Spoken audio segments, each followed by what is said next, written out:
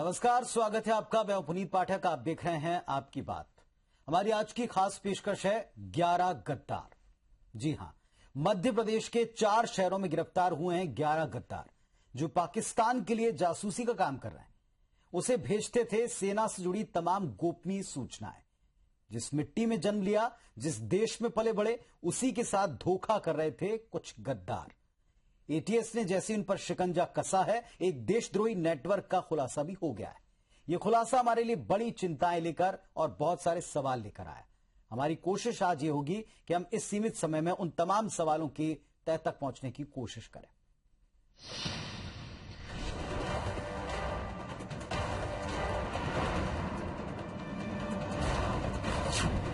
घर में मौजूद दुश्मन के दोस्त, मध्य प्रदेश में आईएसआई के एजेंट, 11 गद्दारों की गिरफ्तारी। पाकिस्तान को गोपनीय सूचनाएं भेजते थे जासूस। अमन का टापू, देश का दिल मध्य प्रदेश देश विरोधी साजिशों का अड्डा बन चुका है। एक नहीं, दो नहीं, पूरे 11 आईएसआई एजेंटों की गिरफ्तारी इस बात का सबूत है कि दुश्मनों का बड़ा नेटवर्क यहां फल फूल रहा है। एटीएस ने उन 11 संदिग्धों को गिरफ्तार किया है जो देश विरोधी गतिविधियों में शामिल थे।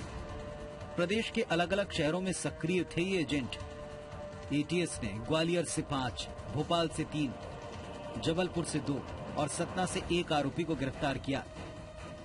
पकड़े गए जासूस लंबे समय से अपनी काली करतूतों को अंजाम दे रहे थे।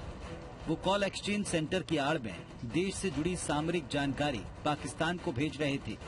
एटीएस के मुताबिक ग्वालियर में गिरफ्तार जितेंद्र ठाकुर और कुश पंडित अपने 3 साथियों के साथ मिलकर दिखाने के लिए कॉल सेंटर चलाते थे, लेकिन असल में वो लॉटरी और हवाला के अलावा गोपनीय जानकारी शेयर करने में लगे थे। पूरे नेटवर्क का मास्टरमाइंड सतना निवासी बलराम है। बलराम ही पाकिस्तानी एजेंसी के संपर्क में था और अपने पाकिस्तानी हैंडलर के कहने पर अपने गिरोह के लोगों से सूचनाएं भिजवाता था। इसके बदले बलराम के तमाम खातों में पैसे आते थे। कई सारे एक्सचेंजेस पकड़े गए हैं। ग्वालियर से 5 लोगों को हिरासत में लिया है, भोपाल से 3 लोगों को हिरासत में लिया है, जबलपुर से 2 और सतना से 1। 2 लोग पहले गिरफ्तार हो गए हैं। इस मामले में उनके पास में मदद दी जा रही थी बलराम के द्वारा। बलराम और इस तरीके के लोगों के पास में हैंडलर से लगातार कांटेक्ट बना हुआ है और उस कांटेक्ट जो उनका जो संपर्क है उसमें उनको बताया जाता था कि इतना पैसा उधर ट्रांसफर कर दो, तो उस तरीके के लोग उनके अकाउंट में पैसे कर। पकड़े गए आईएसआई एजेंट सेना की गतिविधियों, उसके वाहनों, ब्रिज और अहम नक्शे जैसी जानकारियां तक लीक कर रहे थे। एटीएस चीफ के मुताबिक आरोपी इंटरनेट कॉल को सेल्यूलर कॉल में ट्रांसफर कर भारत की जानकारी पाकिस्तान और अन्य देशों को भेजते थे। 3 जगह अभी कार्रवाई हुई जहां से एक्सचेंजेस मिले। सर, पाकिस्तान या कहीं और से इनको कॉल आए कि इस तरह की जानकारी चाहिए? डेफिनेटली अभी उसको इन्वेस्टिगेशन में देख रहे हैं। सेना की जानकारी लीक करते थे, सेना की आर्मी की जानकारी। वो जम्मू कश्मीर का जो मॉड्यूल है वो सेना से संबंधित या स्ट्रैटेजिक इंटरेस्ट से बोलना, अकेले सेना की नहीं, और भी जानकारियां जो है। आरोपियों पर देशद्रोह और इंडियन टेलीग्राफ एक्ट के तहत मामला दर्ज किया गया है। एटीएस के मुताबिक इसके पहले नवंबर 2016 में जम्मू के सतविंदर और दादू नाम के आईएसआई एजेंट गिरफ्तार किए गए थे। ये दोनों एजेंट भी बलराम के इशारे पर ही देश की जानकारी लीक करते थे। फिलहाल जम्मू कश्मीर, उत्तर प्रदेश, मध्य प्रदेश और देश की बड़ी एजेंसियां इन एजेंट्स की जांच में लगी हैं। पुलिस के मुताबिक पूरे देश में इस तरह के एक्सचेंज बड़े पैमाने पर हैं। उन तक पहुंचना भी बड़ी चुनौती है। अब टेलीकॉम कंपनी के उन कर्मचारियों की तलाश भी की जा रही है जिनकी मदद से आरोपी कॉल एक्सचेंज कर रहे थे। सत्यविजय सिंह, IBC 24, भोपाल।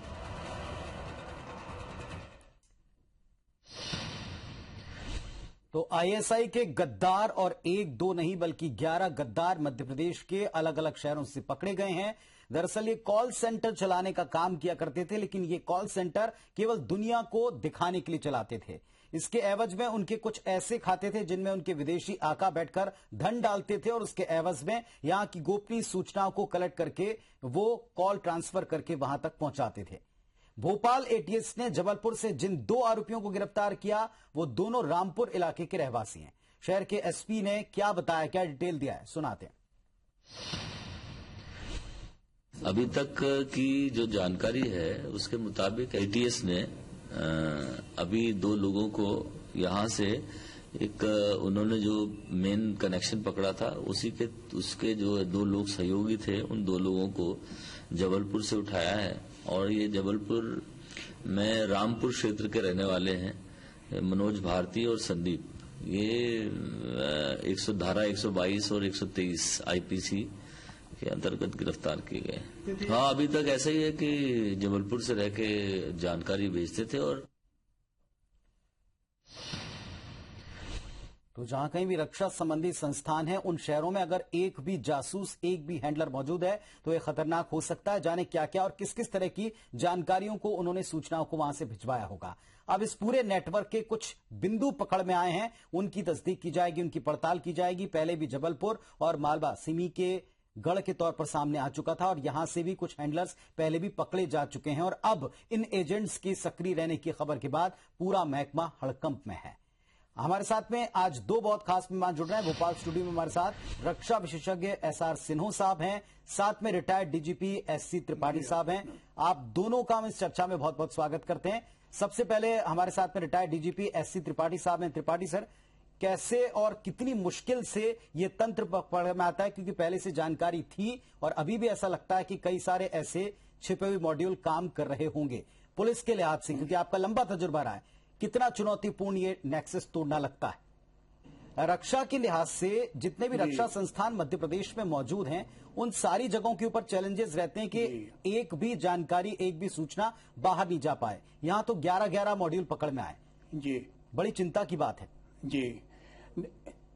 जी, मैं सबसे पहले तो ये कहूंगा कि हमारे एटीएस टीम के शमी साहब को बहुत बहुत बधाई देना चाहता हूं कि ये जो एक्सपोजर हुआ है, जितना भी इनका, ये बड़ी भारी उनकी कामयाबी है और वो प्रशंसा के काबिल है बिल्कुल।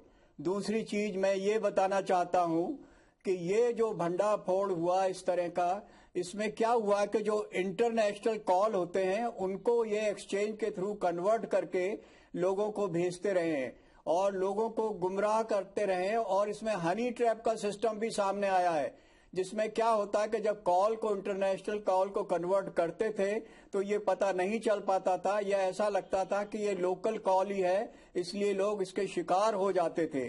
तो ये मैं और इसके साथ ये भी कहना चाहूंगा कि हमारे देश में बहुत बड़ी बड़ी एजेंसियां हैं जो कि इनका यही काम है, जैसे रॉ है, आईबी है और साइबर सेल्स है। किसी ने इसका एक्सपोज अभी तक नहीं किया। ये इतने समय से चल रहा है, 1-1.5 साल से, और ये जो कि है एटीएस सेल ने लिएजॉन करके, मेहनत करके इसका भंडाफोड़ हुआ है। तो ये बड़ी भारी अचीवमेंट है और ये पहले भी इस तरह की तरकीकें पंजाब और राजस्थान में चलती रही हैं। लोगों के टेलीफोन जो है इंटरसेप्ट होते रहे, उनको नॉर्मल बन करके उनसे खबर हासिल करते रहे। और खास करके मध्य प्रदेश को इसलिए टारगेट किया हुआ है क्योंकि यहाँ पे हमारी एक स्ट्राइक कोर है जिसकी लोकेशन भोपाल में है। उसके फॉर्मेशंस वगैरह भी जो हैं झांसी में है, सागर में है, जबलपुर भी बड़ा भारी आर्मी सेंटर है। इसलिए इन्होंने ये सेंटर्स चुने हैं और यहीं से जवानों को, दीगर लोगों को कांटेक्ट करके ये खबर हासिल करते रहे हैं और जो है पाकिस्तान को इसकी खबर देते रहे। अब ये सामना उठ रहा है कि इसमें इनको पता नहीं चला, मेरे समझ में नहीं आया कि हमारा जो है सिस्टम इतना कमजोर क्यों है। पाकिस्तान इस तरह से मॉनिटर करके इंफॉर्मेशन हासिल कर रहा है और 1.5 या 2 साल के बाद ये पता चला है कि इस तरह का सिस्टम जो है इंटरनेशनल सेल, इंटरनेशनल कॉल को कन्वर्ट करके जो है लोगों से हिंदुस्तान के अंदर खबर हासिल की जा रही थी। जी बिल्कुल, हमारे साथ में रिटायर्ड डीजीपी एससी त्रिपाठी साहब भी हैं। त्रिपाठी जी, अगर आपको मेरी आवाज मिल रही है, आपका तो लंबा तजुर्बा रहा है, पुलिस के लिए बड़ा चुनौतीपूर्ण है क्योंकि इसमें बड़ा टेक्निकल माइनर से पॉइंट्स भी हैं। एक ऐसा नेक्सस काम कर रहा है जो टेक्निक का इस्तेमाल कर रहा है सूचनाओं को बाहर भेजने के लिए। पुलिस के लिए आज से कितनी चुनौती देखते हैं?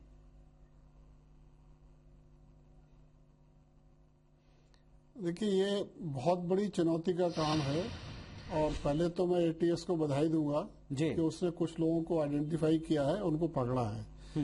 लेकिन अभी इसमें बहुत कुछ काम होना बाकी है।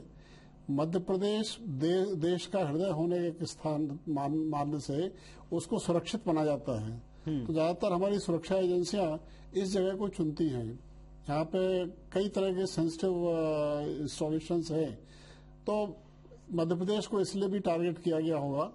लेकिन पुलिस ने जो जैसे भी उनको खबर मिली उसको उन्होंने ठीक से डेवलप किया और कुछ लोगों को पकड़ा है। मैं समझता हूँ जब इन लोगों से परस्यू करेंगे तो पूरा का पूरा चीज रैकेट पता चलेगा।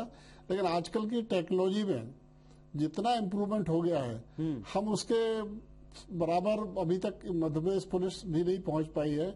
और दिक्कत यह है कि अंतर्राष्ट्रीय स्तर पर पहुंचने में अभी हमें समय लगेगा। मैं समझता हूं कि सारी कोई भी बाधाएं उनको अलग करके पुलिस को सक्षम बनाया जाए। यदि पुलिस में वैकेंसी है तो उनको भरा जाए और पुलिस में जो भी इक्विपमेंट चाहिए और इक्विपमेंट को चलाने के लिए पर्याप्त क्वालिफाइड आदमी भर्ती किए जाए, तभी इस चीज का क्योंकि अब वो पुरानी पुलिस नहीं रही है जो केवल पूछताछ से मालूम पड़ जाएगा।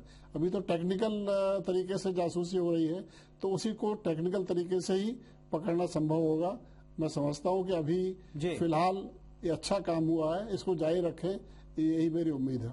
चलिए, एक बड़ा पॉइंट आपने उठाया है कि टेक्निकली इतने एक्सपर्ट हो गए हैं ये तमाम मॉड्यूल्स जो काम कर रहे हैं आपके आसपास, जो आपके इर्द गिर्द रह करके बड़ी आसानी से सूचनाएं किसी और जरियों के तक पहुंचाने का काम करते हैं। लेकिन क्या इतनी एक्सपर्ट पुलिस की टीमें या उनके इक्विपमेंट हो पाए? इस सवाल के साथ लौटेंगे, छोटे से ब्रेक का वक्त है, जल्दी वापस आ रहे हैं।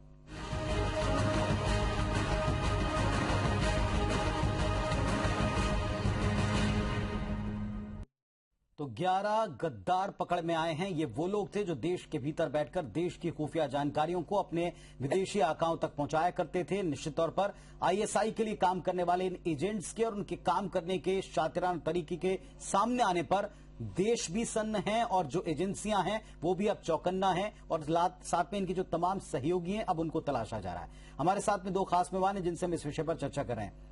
हमारे साथ एसआर सिन्हो साहब हैं जो कि रक्षा विशेषज्ञ हैं। सिन्हो जी, जो ध्यान त्रिपाठी साहब दिला रहे हैं वो काफी अहम है। अब पहले के साधनों से काम नहीं चलेगा, अब पुलिस को और खासतौर से साइबर सेल को और इस तरह के एटीएस जैसे एक्सपर्ट सेल को शायद बारीकी से काम करना पड़ेगा क्योंकि टेक्निकली अपराधी काफी साउंड हो चले। देखिए, ऐसा है कि पुलिस को तो आप स्ट्रांग बनाइए, पर ये बेसिक काम है कि हमारी दो इंटेलिजेंस एजेंसियां हैं। एक मेन इंटेलिजेंस एजेंसी है रॉ, जिसका काम है एक्सटर्नल इंटेलिजेंस को इनको पता करना है और इनके पास हाईली टेक्निकल इक्विपमेंट हैं, इससे ये सजग हैं। तो ये बेसिकली रॉ का काम है। ये रॉ को आइडेंटिफाई करना चाहिए था कि किस तरह से पाकिस्तान के कॉल आ रहे हैं, किस तरह से उनको जो चेंज सिम के द्वारा चेंज किया हुआ है। उसके बाद में इन्वेस्टिगेशन का काम पुलिस का होता है। जब एक दफे बात सामने आ जाए तो फिर पुलिस इन्वेस्टिगेशन करती है। उसी तरह से आईबी भी है। आईबी जो है उसका काम है काउंटर इंटेलिजेंस। इनके पास भी हाईली टेक्निकल इक्विपमेंट हैं और इनको मॉनिटर करना चाहिए था। इनसे ना रॉ से खबर आई ना आईबी से खबर आई। अभी सिर्फ जो है एटीएस अपने बलबूते पर इन्वेस्टिगेशन करके इसको डेवलप करके यूपी से जेएनके से कलेक्ट करके ये मसला उन्होंने सामने सुलझाया है। तो असली में जो जितना इक्विपमेंट है वो ऑलरेडी दो एजेंसियों के पास है। पुलिस का काम है इसको किसी भी इंफॉर्मेशन मिले तो उसको टेक्निकली डेवलप करना है और लोकली डेवलप करना है, क्वेश्चन करके पकड़ करके। तो ये है मेरा कहना। तो क्या हम ये कह सकते हैं कि इसमें रॉ और आईबी उनका जो पूरा इंफॉर्मेशन सिस्टम है वो इस मामले में थोड़ा वीक रहा है या कहीं फेल कहा जा सकता है? क्योंकि ये इंफॉर्मेशन वहां से आती तो शायद और बड़ा नेटवर्क या मॉड्यूल के कुछ और तार पकड़ में आ पाते। जी हाँ, ये मैं मानता हूँ, क्योंकि ये उनको करना चाहिए था। इनके सारे इंटरसेप्शन यूनिट्स वगैरह सब डिप्लॉय होते हैं बॉर्डर के ऊपर। आईबी का इंटरनल मामला है, तो दोनों एजेंसियों को ये सब इनका रिस्पॉन्सिबिलिटी है। पुलिस का काम जैसे बताया, मैं कहता हूँ कि जब चीज आ जाती है सामने तो उसको डेवलप करना। वो राइटली, वेरी राइटली एटीएस जो है बधाई के पात्र उन्होंने किया है, वो अपना काम आगे करती जा रही है। बिल्कुल ठीक आप कह रहे हैं त्रिपाठी जी, जैसा आपने खुद भी पहले बोला कि अब पुलिस को पहले से ज्यादा वेल इक्विप्ड करना पड़ेगा। जो लूप होल्स हैं, जो जहां कमियां हैं, जहां नियुक्तियां नहीं हुई हैं, पद खाली पड़े हुए हैं, उनको पहले भरना पड़ेगा। क्या ये लूप होल्स ही भारी पड़ते हैं इस तरह के मॉड्यूल्स पर?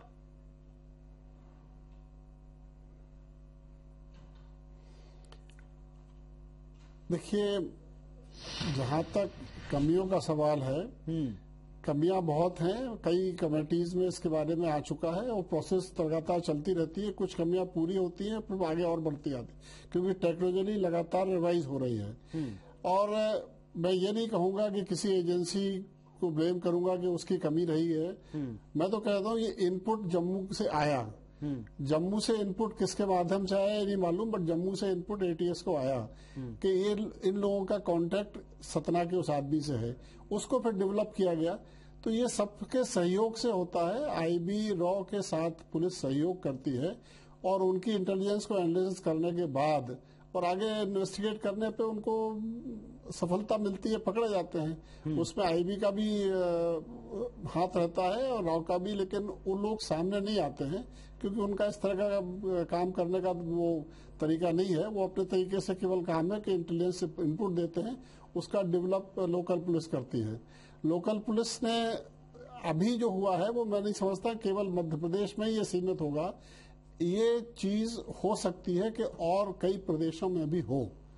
तो अभी ये तो मध्य प्रदेश का डेवलप कर रहे हैं। मध्य प्रदेश के जो 3-4 जगह से लिए हैं उसमें भी और ज्यादा हो सकते हैं। क्योंकि एक चीज और इसमें आप देखेंगे कि पहले ये सोचा जाता था कि आतंकवादी एक पर्टिकुलर ग्रुप्स को बिलोंग करते हैं, पर्टिकुलर कास्ट को या मतलब पर्टिकुलर रिलीजन को बिलीव करते हैं। ऐसा नहीं होता है। जो थ्योरी थी कि आतंकवादी होते हैं या जो इस तरह के काम करने वाले होते हैं वो केवल पैसे के लिए अपना काम करते हैं और देशद्रोह पैसे के लिए करते हैं। तो यहाँ पर देखेंगे आप कि जो लोग पकड़े गए हैं वो एक किसी पर्टिकुलर उस धर्म के नहीं जिसके बारे में माना जाता है कि सब फलाने लोग ही आतंकवादी होते हैं। ठीक कह रहे हैं आप। तो आतंकवादी का एक ग्रुप नहीं है। आतंकवादी के बारे में पूरे देश के नागरिकों को सजग होना पड़ेगा। केवल ये नहीं सोचें कि पर्टिकुलर ग्रुप ही उसमें कर सकता है।